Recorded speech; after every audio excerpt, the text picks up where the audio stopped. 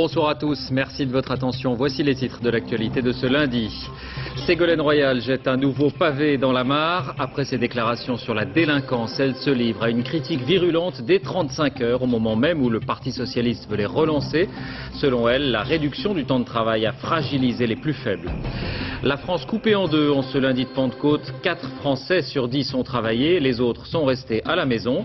Dominique de Villepin estime que cette journée est nécessaire, mais que son organisation peut être améliorée.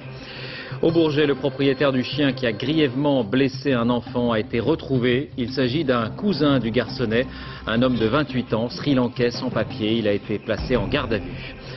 Un hélicoptère de la sécurité civile s'est écrasé dans les Hautes-Pyrénées lors d'un exercice de secours en montagne. À bord, le pilote, un mécanicien et 2 CRS. Il y a 3 morts, un blessé grave.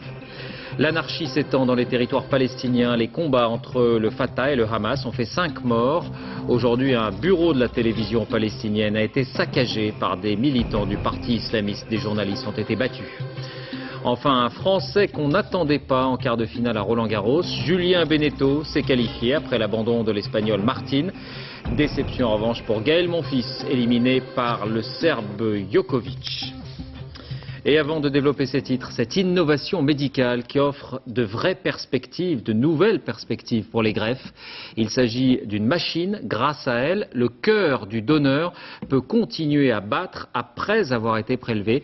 Il se conserve donc plus longtemps et on sait qu'en matière de transplantation, le temps est très précieux. Le procédé dévoilé à Londres est saisissant, vous allez le voir. Correspondance Maryse Burgot, Dominique Marotel. Cette machine pourrait révolutionner les dons d'organes.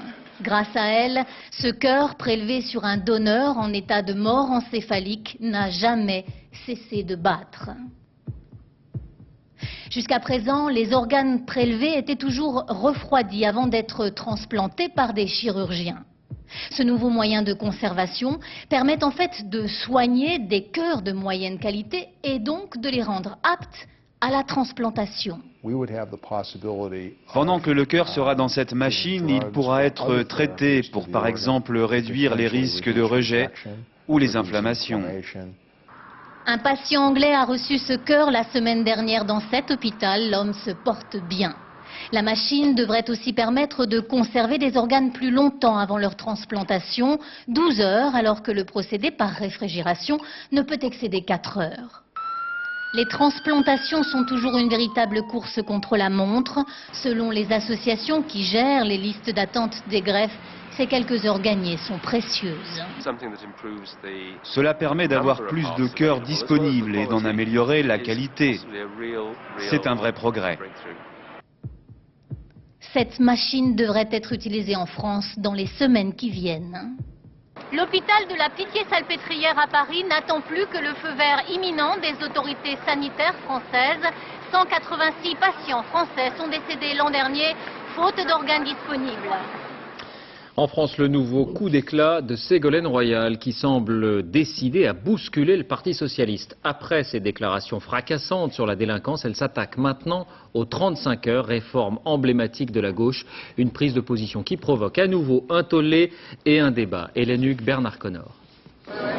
Vendredi soir à Lille, c'est Martine Aubry que les militants applaudissent. Mais Ségolène Royal tient déjà sa revanche. Une attaque rangée contre les 35 heures, la réforme signée Martine Aubry. C'est sur son blog, chapitre 2 de son livre programme. La contrepartie des 35 heures, écrit-elle, fut un spectaculaire assouplissement du droit du travail et une flexibilité accrue, d'où une dégradation de la situation des plus fragiles. Les 35 heures ont créé 350 000 emplois, ont permis de libérer du temps, mais ce qui est évident, c'est que pour les salariés situés au bas de l'échelle sociale et les moins qualifiés, les 35 heures n'ont pas été correctement appliquées. La réforme emblématique des années Jospin ainsi remise en cause, les socialistes crient à la démagogie. Donc, mes petits amis... Pour être au second tour, il faut d'abord rassembler son camp au premier tour. Et rassembler son camp, la meilleure manière de le faire, c'est sans doute pas de le déstabiliser en disant que le principal acquis qu'ils ont eu dans les 15 dernières années, on le remettra en cause parce qu'il serait responsable du fait qu'aujourd'hui on ne gagne pas bien sa vie. C'est pas vrai. Je vois bien quel public elle vise, je vais dire les choses crûment. Ce sont les petits blancs. c'est-à-dire les gens à qui des mouvements de menton, des gesticulations sécuritaires font plaisir et à qui on dit, vous savez, les 35 heures, c'est une loi pour les feignants. La semaine dernière, les propositions sur la sécurité de Ségolène Royal avaient fait bondir les éléphants du PS. Aujourd'hui, les sondages la confortent. Sa proposition d'un encadrement militaire pour les délinquants est approuvée par 69% des Français, 67% des sympathisants socialistes. À l'UMP, on ironise. Nous nous sommes particulièrement satisfaits de voir des candidats socialistes se rallier aux thèses que défend depuis 4 ans bec et ongle l'UMP contre une opposition qui bec et ongle les a combattus. Le projet du PS pour 2007 recommande la généralisation des 35 heures. Il doit être bouclé demain avec ou sans l'approbation de Ségolène Royal. On reste dans le domaine social avec le bilan mitigé de ce lundi de Pentecôte. La journée, vous le savez, est censée être travaillée en solidarité avec les personnes âgées et handicapées, dispositif adopté après la canicule. Mais du fait de nombreux aménagements, on a bien du mal à s'y retrouver. Voici comment s'est déroulé ce lundi dans une agglomération moyenne à Bayonne et Biarritz. Reportage Francis Mazoyer, Bernard Bonnard. Apparemment, la Pentecôte au bureau n'est pas encore entrée dans les mœurs. C'est une journée de solidarité pour les personnes âgées, ça tout le monde le sait. Alors pourquoi ne pas travailler? Parce que le beau temps est au rendez-vous. Donc la journée de solidarité? Une prochaine fois. Je suis tout à fait solidaire avec les gens qui le sont. Oui, mais en même temps, vous ne travaillez pas? Non, je ne travaille pas. Je travaille. Je suis en pause.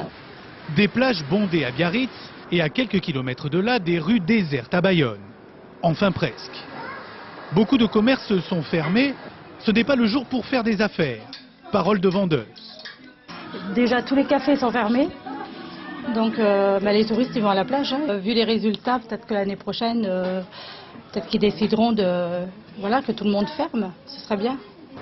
Pour les transports, seulement un bus sur 2 circule. À la sous-préfecture ou à la poste, c'est porte close comme un dimanche ou un jour férié normal. Mais les facteurs, ils ne travaillent pas aujourd'hui. En revanche, à la sécurité sociale, la porte est grande ouverte, l'accueil est assuré. Mais devant tant de confusion, les usagers peinent à s'y retrouver. Vous y comprenez quelque chose là Pas grand-chose, parce que s'il y a un geste de solidarité à faire, ça devrait soit tout le monde ou personne, quoi. Il faudrait que tout le monde le fasse. Pour les parents, voilà la situation. Pas d'école, peu de crèches, bref, l'habituel casse-tête. Cette maman a trouvé la solution au dernier moment. J'ai téléphoné ce matin pour savoir si la crèche était ouverte, je ne savais pas. Donc... Vous êtes bien contente que la crèche soit ouverte ce matin parce que moi je travaille et voilà. Alors après tout ça, toujours la même question existentielle. Travailler ou prendre une RTT lors du prochain lundi de Pentecôte? Il reste du temps pour méditer. Oui, il faut rappeler que chaque entreprise peut choisir la date dans l'année de cette journée travaillée, mais non rémunérée, mais que faute d'accord, cette journée sera fixée au lundi de Pentecôte. Alors le gouvernement, pour sa part, estime qu'elle apporte des bénéfices considérables. Dominique de Villepin parle même de révolution, tout en reconnaissant que le système peut être amélioré.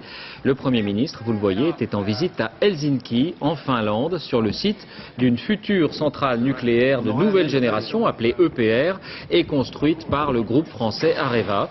Il s'est fait l'avocat de cette nouvelle voie dans la production de l'énergie atomique.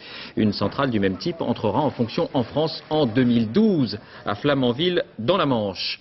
Au Bourget, le propriétaire du chien Rottweiler qui a blessé un enfant a été retrouvé par la police. Il s'agit du cousin du petit garçon âgé de 28 ans. Il a été placé en garde à vue. Franck Genozo, Zidenberkus. Au milieu des pensionnaires de cette fourrière animale, un molosse de 50 kilos. Samedi après-midi au Bourget, ce Rottweiler a défiguré un garçonnet de 8 ans. Son propriétaire a été arrêté cet après-midi. Il est actuellement en garde à vue au commissariat de la Courneuve. C'est un cousin de la petite victime, un Sri Lankais de 28 ans, en situation irrégulière. Au départ, la famille avait expliqué ne pas connaître le chien. Elle a donc menti pour protéger le propriétaire, soupçonné par la police d'avoir voulu constituer un élevage. D'où la présence d'une chienne de la même race sur les lieux du drame. Le Rottweiler est un chien dit de travail, souvent utilisé dans la sécurité. Une race très à la mode, car moins encadrée que les chiens de type pitbull. La législation est un peu plus souple, moins contraignante, et on rencontre depuis 2 ans beaucoup plus de Rottweiler qui sont récupérés sur la voie publique et mis en fourrière, mais également beaucoup plus d'incidents dus à des morsures. Considéré comme dangereux, le Rottweiler aurait donc dû être tenu en laisse et porter une muselière. L'animal sera bientôt euthanasié. Quant au petit garçon, il est hors de danger, mais il a perdu l'usage d'un œil. Et il s'agit, rappelons-le, du deuxième accident de ce genre en quelques jours. Mais les propriétaires de ces animaux, qualifiés de chiens d'attaque, expliquent que le problème ne vient pas du chien, mais du maître. À Condé-sur-Lescaut, près de Valenciennes, Benoît Bringer, Daniel Lévy. Alors on met la main dans la gamelle, le chien ne grogne pas. La maison de Pasquale Le Creux, c'est un peu la maison des chiens. 10 ans qu'elle vit entourée de ses 4 Rottweilers et jamais aucun problème. Voilà Fifi. Alors toi tu vas demander des caresses là-bas parce qu'il y a des mains. Ici, les enfants du voisinage défilent. Ces chiens sont en quelque sorte les mascottes du quartier. Et habituellement, il y a des enfants qui rentrent régulièrement chez moi pour dire bonjour aux chiens. Parce qu'ils savent très bien qu'ils ont le droit de les caresser. Et les chiens sont heureux d'avoir des enfants. Vous avez pas peur pour vos enfants qui sont au milieu de ces chiens? Non, non, pas du tout. Non, pas du tout. J'ai une totale confiance en ces chiens. Parce que je sais qu'ils ont très bien été éduqués. Donc automatiquement, les yeux fermés. On met son collier et on met son chapeau. À chaque sortie, les chiens sont mis en laisse et portent une muselière, comme le prévoit la loi. L'attirail est un peu impressionnant, mais cela ne semble pas effrayer les passants, et ce malgré les accidents de ces derniers jours. Ce ne sont pas les mêmes animaux, ils ont été élevés différemment, ils n'ont pas du tout le même vécu. Seul incident pendant la promenade, l'arrivée d'un chien, un jeune Rottweiler, sans laisse et sans muselière.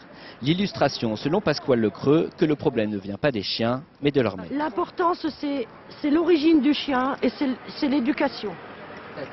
C'est-à-dire le chien doit vivre dans un milieu parfaitement équilibré, avec des gens responsables. Pasquale Le Creux ne s'oppose pas à un durcissement de la réglementation. L'une des solutions serait d'ailleurs, selon elle, la mise en place d'un permis pour les maîtres de chiens dangereux. Un accident d'hélicoptère dans les Pyrénées. Comme chaque année, les hommes de la sécurité civile s'entraînent en prévision des possibles accidents de montagne durant l'été. Aujourd'hui, la manœuvre qui consistait à récupérer des hommes sur une arête en altitude a mal tourné. Il y a 3 morts et un blessé grave. Mathias Silion. Au-dessus du cirque de Gavarnie, la météo était pourtant favorable. 12h15 aujourd'hui, l'hélicoptère de la sécurité civile vient de récupérer 2 CRS sur une arête située à 2600 mètres d'altitude. C'est le crash sous les yeux de nombreux randonneurs. On voyait l'hélico qui faisait une manœuvre qui s'approchait très près de la paroi. J'ai pris des jumelles très puissantes. Donc je le voyais, je l'ai vu. Et puis on disait, tiens, regarde, il est là, l'hélico. On pensait qu'il venait sauver des gens en difficulté. Et tout d'un coup, je l'ai vu tournoyer. Et puis, hop, il a tapé, il est remonté, il a tapé la paroi, paf, et on a vu, boum, la fumée. Le pilote, le mécanicien ainsi que l'un des 2 CRS sont décédés. L'autre CRS est gravement blessé. L'exercice avait été organisé en prévision des possibles accidents pendant les vacances d'été dans ce site très fréquenté par les passionnés de montagne. C'est affreux. C'est un drame énorme. C'est la 2e fois que ça arrive avec les équipes de chez nous. Bon, il ne faudrait pas que ce soit une fois de trop. En juillet 2003, en effet, dans ce même cirque de Gavarnie, un CRS avait trouvé la mort lors d'une opération de sauvetage. Justice, c'est demain que la commission d'enquête sur l'affaire d'Outreau doit adopter les propositions de réforme du système judiciaire. On en connaît les grandes lignes, on en parlait ici même. Il s'agit de trouver notamment des garde-fous pour éviter d'accuser des innocents dont la vie peut être brisée par la calomnie ou la prison. Outreau a été très médiatisé, mais il y a beaucoup d'autres histoires du même genre. Exemple, celle du docteur Fouchard, accusé d'attouchement sexuel, emprisonné sans même être confronté à ses accusateurs, et finalement blanchi, mais ruiné. Dominique Verdaillan, Daniel Lévy. Un léger sourire du docteur Fouchard dans les couloirs de la cour d'assises de Rennes. C'est là que j'ai été acquitté, dans cette salle d'audience. Enfin. 14 mois plus tard, il n'a jamais oublié les jurés. Ils m'ont rétabli dans mon honneur d'homme et puis de médecin. C'était ça qui est important. Un acquittement qui n'a jamais balayé le reste. Une condamnation à 8 ans pour viol lors d'un premier procès, 3 mois de détention et une interdiction d'exercer son métier de médecin de campagne durant 5 ans. J'ai une nouvelle à vous annoncer. J'ai retrouvé du travail. Ah, Accompagné d'anciens patients, il vient demander réparation de ce qu'il appelle une condamnation à mort civile. Il souhaite 500 000 €. L'avocat général est moins généreux. Il propose 15 000 €. C'est quand même la justice qui m'a interdit d'exercice professionnel. Et ça, on ne doit pas dire que la détention provisoire doit seulement être indemnisée. Il y a aussi le préjudice que j'ai subi. Le préjudice moral, il en fait partie aussi, tout ça. Ce qui irrite le docteur Fouchard, c'est que celui qui l'accusait à tort n'a jamais fait l'objet de poursuite. Alors que ce type-là a violé sa fille, a foutu le feu à sa ferme pour toucher des indemnités, et c'est ça qu'on croit. Et on ne croit pas le docteur Fouchard, qui a toujours eu une activité professionnelle sans reproche, une vie familiale équilibrée, enfin, une vie sans problème. Et alors on va bousiller sa vie, alors que l'autre continue à vivre comme si de rien n'était. Ah non, moi c'est pas supportable. À ce jour, le docteur Fouchard n'a jamais reçu d'excuses de quiconque. Éducation, comme chaque année, ce mois de juin qui commence sera décisif pour l'orientation. Aujourd'hui, ce n'est plus seulement en classe de seconde que se font les choix, mais aussi dès la fin de la classe de troisième. Depuis 2 ans, en effet, 17 options sont proposées aux élèves qui terminent le collège. Et il n'est pas toujours facile de s'y retrouver pour les adolescents comme pour les parents. Nabila Tabouri, Vivien Roussel. Difficile à 14 ans de savoir ce que l'on veut faire dans la vie. Ces collégiens feraient presque figure d'exception. Je voudrais bien être professeur d'anglais. Avocate internationale. Prof de français ou travailler dans un musée. Peut-être dans l'informatique. On est encore jeune, on ne sait pas encore. Perdue, cette demoiselle, en matière d'orientation scolaire, elle n'est pas la seule. SOS Parents dépassés, voici la solution, une cellule téléphonique. J'ai mon enfant qui est actuellement sous contrat, on souhaite le sortir du collège. À l'heure où les élèves de 3e doivent formuler leur choix pour l'année prochaine, 4 conseillers écoutent, renseignent et rassurent. Il n'y a rien de tragique là-dedans, j'entends très bien. Plus d'une centaine d'appels par jour de parents complètement perdus. Bien, par exemple, prendre une option STG. C'est quoi ça, STG? Je vous donne un exemple, sciences et techniques de gestion. Vous pouvez faire Il y a aussi EASY, MPI ou encore IGC, 17 sigles barbares à découvrir. Alors il faut voir, est-ce qu'il va faire langue vivante 2? Pour les élèves de 3e, c'est le premier carrefour avant la grande orientation de la classe de première. Sur ces 17 options, le collégien doit en choisir 2 obligatoirement. C'est pas du tout du folklore, hein. Ça recouvre des enseignements avec des programmes. Si on prend par exemple ici, l'initiation aux sciences de l'ingénieur, on voit bien que le projet sera plutôt scientifique, plutôt tourné vers les mathématiques et les sciences. Dans ce centre d'information et d'orientation, depuis le mois de mars, les parents défilent. Les plus angoissés, ceux d'élèves de 3e. On a demandé donc Rodin pour avoir histoire de l'art. Beaucoup ont le sentiment de jouer l'avenir de leurs enfants. On lui a dit qu'il n'était pas bon en dessin. À 14 ans, on a des rêves, on a envie de faire plein de choses. Si on commence à dire à 14 ans, non, c'est pas possible, on devrait pousser justement, si tu es moins bon en français, mais que tu veux faire un bac littéraire, ouais, allez, vas-y, bosse. Parce que tu as envie de faire ça, mais arrêtez de couper l'herbe sous le pied, quoi. Ils arrivent à un âge, 15 ans, bon, on leur demande un premier choix, qui n'est pas du tout réducteur, parce qu'on est un des pays où le culte de la culture générale fait que les enfants ont beaucoup de matières, et il y a des tas de pays où il y a 4 matières, et puis c'est tout. Parents, soyez rassurés, la seconde est avant tout une classe d'enseignement général. Si l'option choisie par votre enfant n'est pas la bonne, il sera toujours temps de rectifier le tir en première. À l'étranger, d'abord la situation qui continue à se dégrader entre les frères ennemis palestiniens du Hamas et du Fatah. Les accrochages se multiplient, on se tire dessus dans les rues. Hier, 5 personnes ont été tuées, dont une femme enceinte de 20 ans. Ce sont les heurts les plus meurtriers depuis le début de la cohabitation entre les deux parties. Dernier incident en date aujourd'hui, un bureau de la télévision officielle a été saccagé par des activistes du Hamas. Des journalistes ont été battus. Aucune perspective d'accord ne semble se dégager pour sortir de cette crise qui est aussi politique et financière. En Russie, Vladimir Poutine a été vivement interpellé au Congrès mondial des journaux à Moscou. Les patrons de presse et les rédacteurs en chef de 110 pays ne l'ont pas ménagé sur les atteintes à la liberté de la presse en Russie et aux libertés en général. L'opinion publique, elle, ne semble guère s'en émouvoir. Ainsi, il y a tout juste un an, Mikhail Khodorkovsky, l'un des plus riches industriels du pays et qui menaçait de se lancer en politique, était jeté en prison, officiellement pour fraude fiscale. Il est passé en quelques jours des palaces de Moscou au dortoir de Sibérie dans l'indifférence générale. Reportage Anne Poncinet, Xavier Luizet. Il pesait 15 milliards de dollars, Mikhail Khodorkovsky, la plus grosse fortune de Russie. Voilà un an tombait sa condamnation pour fraude fiscale et escroquerie, 9 ans de prison. D'après la loi russe, une peine se purge dans sa région d'origine.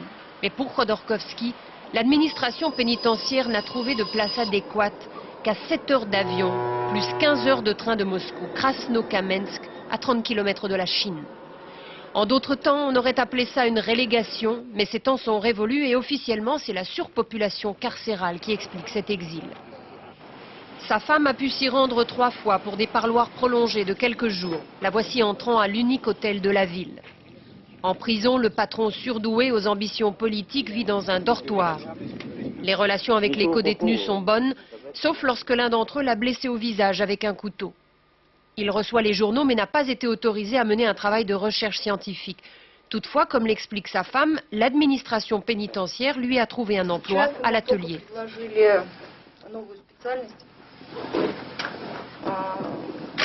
On lui a proposé un nouveau métier, la couture, et il est prêt à s'y mettre. Le père Sergueï a confessé Khodorkovsky en prison et il a osé dire qu'à son avis c'est un prisonnier politique. Résultat, il a été muté puis privé de chair. Apparemment, les voies de l'Église ne sont pas impénétrables aux considérations politiques. Tout ce qui touche à Khodorkovsky s'en le souffre, même ce lycée. Une œuvre sociale pour enfants défavorisés gérée par les parents du milliardaire dans la région de Moscou. La justice russe ne s'est pas arrêtée au puits de pétrole de Youkos, confisqué et pour ainsi dire renationalisé. Elle vient aussi de geler les biens de cet établissement scolaire. En comparaison de la valeur de ce qu'ils ont déjà saisi à la société Youkos, ce lycée, c'est des copecs. Mais à mon avis, ils font ça pour le casser moralement. Mais la plupart des Russes ne voient pas là d'acharnement particulier. Pour l'opinion, Khodorkovsky n'est que le plus grand des oligarques, profiteur du bien public. C'est plutôt en Occident que le sort réservé à cet homme suscite l'inquiétude quant au respect de l'état de droit en Russie.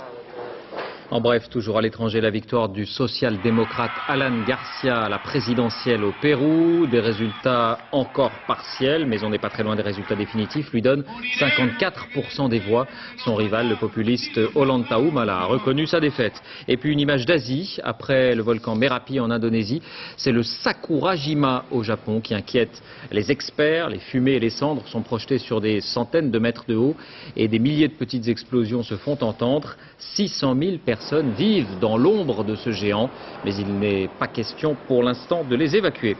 La Journée mondiale de l'environnement, une initiative de l'ONU pour que le développement respecte les équilibres naturels et humains. De plus en plus, les grands groupes occidentaux doivent montrer leur bonne volonté. Exemple avec cet immense barrage construit par EDF au Laos. Les Français se sont engagés à former du personnel sur place et à s'occuper des familles déplacées. C'est le dossier de cette édition. Il est signé de nos envoyés spéciaux Agnès Gardet, Gaël Caron. La saison des pluies est en avance. Emmenés par une équipe d'EDF, maître d'ouvrage du barrage, nous rallions difficilement le site de construction. Là, un camion en travers, plus loin, un arbre coupe la piste. Nous sommes au centre du Laos, dans l'une des régions les plus pauvres du pays. Au milieu coule une rivière, la Nam Theun. Ici, peut-être encore plus qu'ailleurs, on vit avec l'eau. On fabrique même de l'électricité, des petites turbines pour alimenter quelques ampoules. C'est sur cette rivière en amont qu'est construit le barrage. Les travaux doivent durer jusqu'en 2009. 200 rotations de camions par jour, 20 millions de mètres cubes de matériaux charriés. C'est un énorme chantier et pas moins de 6 000 ouvriers. 80% est là-haut. Cette main-d'œuvre, il a fallu la former aux activités de construction, donc à la conduite d'engins, à la mise en place de béton. Alors on espère évidemment que cette main-d'œuvre, après ce chantier, pourra être utilisée pour d'autres projets au Laos. Le barrage va créer un réservoir d'eau presque aussi grand que le lac Léman. Il servira à alimenter l'usine et ses 4 turbines. Capacité de production, plus d'1 millier de mégawatts par an vendus à la Thaïlande voisine. C'est aussi performant qu'une tranche de centrale nucléaire. Une manne pour le Laos, qui devrait en moyenne gagner 80 millions de dollars chaque année. Les écologistes ne l'entendent pas ainsi, quel que soit l'enjeu et les recettes. Le projet est trop destructeur selon eux. 450 km² de forêt vont être inondés. C'est là que vivent à peu près 400 éléphants et même des mammifères qu'on n'avait jamais recensés jusqu'alors. Tout cela va disparaître. Et puis il y a ces villages qu'il faut déplacer. 6000 personnes environ qui vivent dans le plus grand dénuement, avec une récolte de riz par an et encore si elle n'est pas détruite par les pluies. L'accompagnement de ces populations est une priorité, assure EDF. Responsable de ce programme, Olivier Saligna visite les hameaux, détaille le projet, rassure parfois. Ce chef de famille lui explique qu'ils sont les derniers à partir. Leur chargement est dérisoire. Dans quelques jours, ils s'en iront rejoindre l'un de ces villages construits par les promoteurs du barrage. Des toits étanches, de l'eau claire, une école et de l'électricité. Ma maison est bien plus belle qu'avant. Et puis on a de l'eau potable et de la lumière. La route est bonne maintenant. On a accès à tout. On développe des cultures qui vont permettre de vendre certains produits, notamment issus du maraîchage, sur les marchés locaux. Ça fait partie du contrat qui a été signé entre la société et le gouvernement du Laos. Si on ne leur apprend pas à avoir des modes de production un petit peu plus performants et efficaces, alors on n'aura pas atteint notre objectif de doublement des revenus et on risque de se retrouver dans une situation d'échec dans 5 ans ou 10 ans, ce qu'on veut à tout prix éviter. Le contrat prévoit qu'EDF exploite le barrage pendant 25 ans. Ensuite, il sera cédé au Laos. Et là, il n'y aura plus personne pour garantir que les recettes liées aux exportations d'électricité ne seront pas gaspillées ou détournées. Le régime laotien, en effet, passe pour l'un des moins transparents d'Asie du Sud-Est. Santé, les résultats d'une étude française ont été présentés hier lors du Congrès international contre le cancer à Atlanta aux États-Unis. Une étude sur un nouveau traitement contre le lymphome, le cancer du sang. Il s'agit d'un médicament qui évite aussi le recours massif à la chimiothérapie. Explication avec ce reportage à Lyon de Jean-Daniel Flézaquier et Alexandra Renard. Choucroute Saint-Georges, pinte de bière et un vrai chocolat liégeois pour finir. Didier Berland ne se laisse apparemment pas abattre. Comment ça va? Ça va, merci, ça va bien. Appétit? Appétit, ça a toujours été. Si aujourd'hui il va d'un cœur léger à sa consultation annuelle à l'hôpital de Lyon, ce n'était pas la même histoire il y a 6 ans. Bonjour, vous asseoir. Une masse dans le cou, une échographie, un ganglion qu'on enlève et le diagnostic qui tombe, c'est un lymphome, un cancer du sang provoqué par certains globules blancs qu'on appelle les lymphocytes. Depuis 5 ans, Didier est en rémission complète. Cela signifie que tous les signes de la maladie ont disparu. Bon, on va vérifier qu'il n'y a plus de ganglions là, dans les creux claviculaires. Là, c'était où il y avait la maladie initialement. C'était la première. Ce résultat, c'est bien sûr grâce à un traitement qu'il a été obtenu. Une chimiothérapie à laquelle on a ajouté un nouveau médicament, le rituximab. C'est ce produit qui coule dans la poche de perfusion à gauche. Les lymphocytes cancéreux ont à leur surface un récepteur qu'on appelle le CD20. Le rituximab va s'amarrer à ce récepteur. Cet attelage provoque soit le suicide de la cellule cancéreuse, soit sa destruction par les cellules de défense du patient. Grâce au rituximab, on a pu diviser par 2 le nombre de cures de chimiothérapie, 6 au lieu de 12. Plus important encore, l'espérance de vie a augmenté. Durant les 4 années d'observation, il y a eu une réduction par 2 du nombre de décès liés au lymphome chez les patients qui recevaient la combinaison chimiothérapie-rituximab.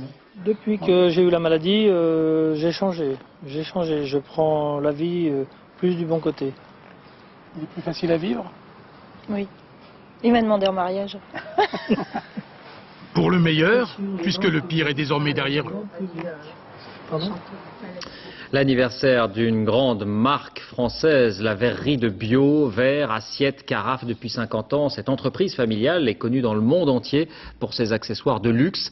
Et le succès s'est construit autour d'un défaut. Vous allez comprendre. Sur place, Nathalie Jourdan, Frédéric Serruli. C'est l'histoire d'une petite bulle d'air coincée entre 2 couches de verre. Un défaut, une faute originelle devenue marque de fabrique, celle de la verrerie de Biot. 50 ans plus tard, le savoir-faire est encore là, au bout des doigts. À la main, je sens qu'il est très chaud. Là, il est aux alentours de 800 degrés à peu près. Je vais lui donner une forme. Une forme née d'un souffle sur de la matière en fusion. C'est le saupoudrage au bicarbonate de soude qui crée les fameuses bulles. C'est beau parce que c'est de l'art, tout simplement. Ici, les maîtres verriers ont toujours façonné en public. C'est comme ça qu'Isabelle a trouvé sa voie, en visitant l'atelier à l'âge de 8 ans. Aujourd'hui, c'est elle qu'on vient voir souffler. C'est juste au début en fait que c'est dérangeant quand vous commencez parce que vous n'êtes pas à l'aise, mais après, c'est beau de transmettre, de faire rêver les gens. Le métier intrigue. Au Moyen-Âge, on appelait les souffleurs des alchimistes. Pensez donc, ces sorciers transformaient le sable en verre mou. Avec le peu d'éducation qu'il y avait à l'époque, les gens ne pouvaient pas comprendre qu'un verre comme ceci, à un moment, puisse être mou. Donc je crois qu'il y a cette magie des métiers du feu. La magie opère plus que jamais. Aujourd'hui, la petite entreprise familiale est un véritable site touristique. Plus de 700 000 visiteurs viennent chaque année voir le verre rougeoyer. Jour J-4 pour le plus grand événement sportif de la planète après les Jeux Olympiques. La Coupe du Monde en Allemagne commence vendredi. Il y a un grandissime favori, le Brésil, dont les joueurs viennent d'arriver dans la petite ville de Königstein. Aaron Tanzit, Abdelzouyesh. Des étoiles qui annoncent une constellation de stars. Les Brésiliens champions du monde ont rejoint dans la nuit leur camp de base en Allemagne. Pour Ronaldo et ses coéquipiers, bienvenue à Königstein, où la nuit a beau être glaciale, les commentateurs brésiliens ont encore la force de se chauffer la voix. Et les supporters allemands voient un autre type de footballeur. Les Brésiliens jouent vraiment au ballon. Ils jouent technique. Les Allemands, c'est différent. C'est du costaud. Le Brésil 2006, apôtre du beau jeu. Hier soir encore, on a eu le droit à une démonstration. Pour leur dernier match de préparation, les Brésiliens ont passé à la moulinette l'équipe de la Nouvelle-Zélande. 4-0 score final, le plaisir est partout, sur le terrain comme dans les tribunes. C'est une très bonne équipe. Tous les groupes, c'est très bien. Et tout le monde, il y a 20, 25, 26 joueurs à un niveau fantastique. La semaine dernière en Suisse, le Brazil Tour a fait un tabac. Côté tribune, 5000 personnes à chaque entraînement. Fantastique et fantasque brésilien. En Allemagne, le sélectionneur a choisi de les mettre au vert. Pas une discothèque à la ronde, histoire d'éviter toute tentation avant leur premier match de Coupe du Monde, le 13 juin, face à la Croatie. La petite bourgade de Königstein va donc vivre au rythme de la samba. Jeudi prochain, dans un stade de 25 000 places, l'entraînement sera une nouvelle fois ouvert au public. Le Brazil Tour est en marche. Le mondial, qui serait aussi une affaire de femmes. Selon un récent sondage, 58% des Françaises veulent suivre le parcours des Bleus. En Allemagne, les supportrices seraient encore plus nombreuses. Sur place, Jérôme Bonny, Brice Boussoir. Dire que le football est un sport d'hommes est un cliché largement dépassé en Allemagne. Dans les stades, au moins un spectateur sur 4 est une spectatrice. Le football est beau à voir, ça fait plaisir. Et toutes ces fans de foot, bien sûr, suivront le mondial de très près. C'est sûr, je regarderai tous les matchs que je pourrai, après mon travail. Ce lundi, c'est un match pas comme les autres qui se joue à Potsdam, la finale de la Coupe allemande de football féminin. But du numéro 10 de Munich. Les femmes allemandes adorent aussi jouer au foot. C'est un sport d'équipe où on gagne ensemble et on perd ensemble. C'est le meilleur sport qui existe. Les Allemandes ont gagné la Coupe du Monde en 2003 et la chancelière prend un malin plaisir à le rappeler. L'équipe nationale féminine est déjà championne du monde et je ne vois pas pourquoi les hommes ne seraient pas capables de faire aussi bien que les femmes. D'après une enquête récente, 86% des femmes allemandes regarderont les hommes de leur équipe nationale disputer le mondial. Voilà, la fièvre monte en Allemagne. Tous les Allemands et toutes les Allemandes seront de la fête pour cette Coupe du Monde et espèrent bien sûr que c'est l'Allemagne qui l'emportera.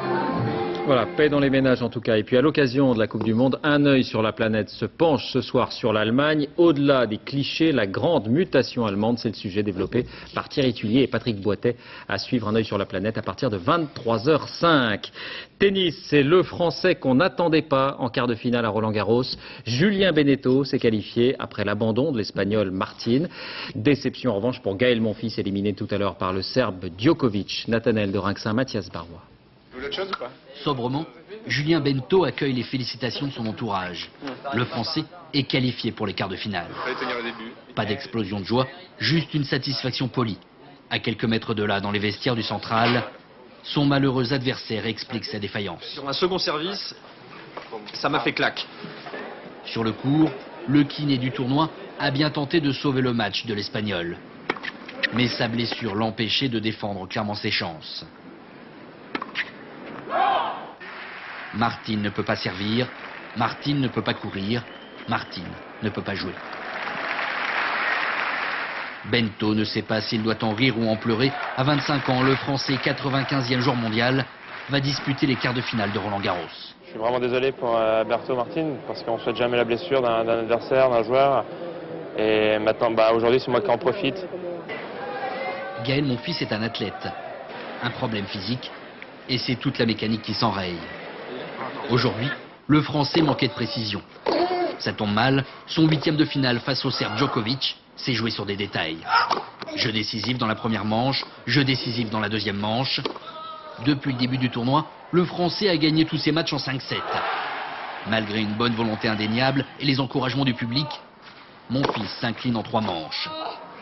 Mercredi, c'est Djokovic qui aura le redoutable honneur d'affronter Rafael Nadal en quart de finale. Rafael Nadal qui a effectivement battu Lleyton Hewitt en 4-7, 6-2, 5-7. Il a tout de même perdu une manche, 6-4, 6-2. Et qui est donc qualifié parmi les 8 premiers du tournoi. Et puis chez les femmes, qualification de Martina Hingis, la revenante. Elle a battu l'Israélienne Shahar Peer, 6-3, 2-6, 6-3. Elle sera opposée à Kim Clijsters. Fin de ce journal. Merci de l'avoir suivi. Tout de suite la météo, Nathalie Riouet. 20h50, ça se discute jour après jour. L'adoption avec Jean-Luc Delarue bien sûr. À demain.